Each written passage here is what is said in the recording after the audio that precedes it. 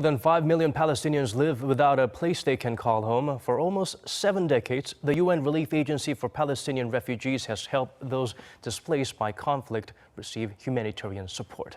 Soo-young got a chance for a sit-down with the head of the agency to learn more about the situation. Almost 70 years have passed since the Arab-Israeli war, but the Palestinian question remains unresolved.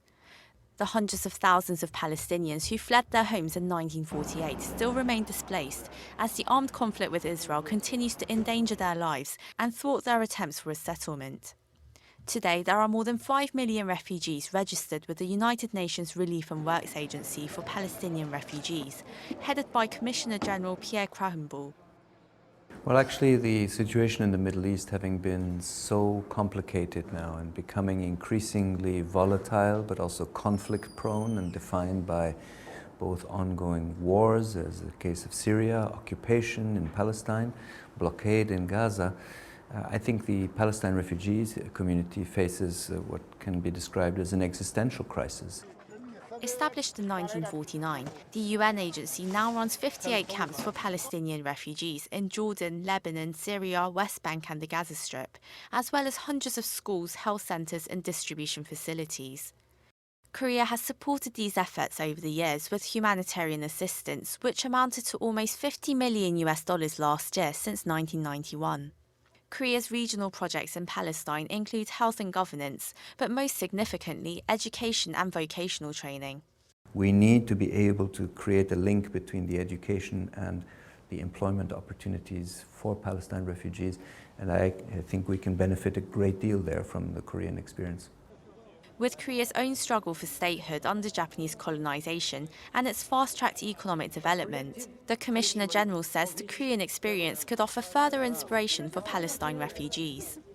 Because I think Palestinians can relate to the fact that Korea was devastated after the war and managed to find the strength, the energy and the determination to build. It was more than rebuild. It was to build a completely new country, a different economic model, a future that is one of prosperity and opportunity for people. In Palestine and among Palestine refugees, they do not want to be seen only as victims.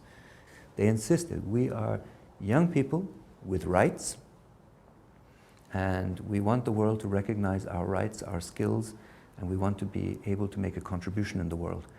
However, endeavours for development can only go so far without political initiative to end the Israeli-Palestinian conflict that has far outlived its expected settlement, and it seems the interest of the international community. Are we any closer to resolving the Palestine question? Now, the world is neglecting its duties in terms of attending the political process. There is no particular sense of initiative.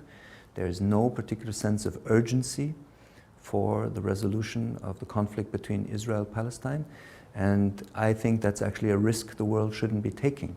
Because at the end of the day, 5.2 million Palestine refugees live in Syria, Jordan, Lebanon, the West Bank and Gaza. That's half of the population of the city of Seoul. It's the population of Singapore or Norway. And if they don't see a political prospect on the horizon, and if they don't have personal opportunities in their lives, we fear, of course, that it's a very restless community filled with frustrations and despair. That's something the world has to pay closer attention to. Well, thank you very much for your insight today, Commissioner-General, and we do wish you all the best. Thank you so much. It's a great pleasure to be here.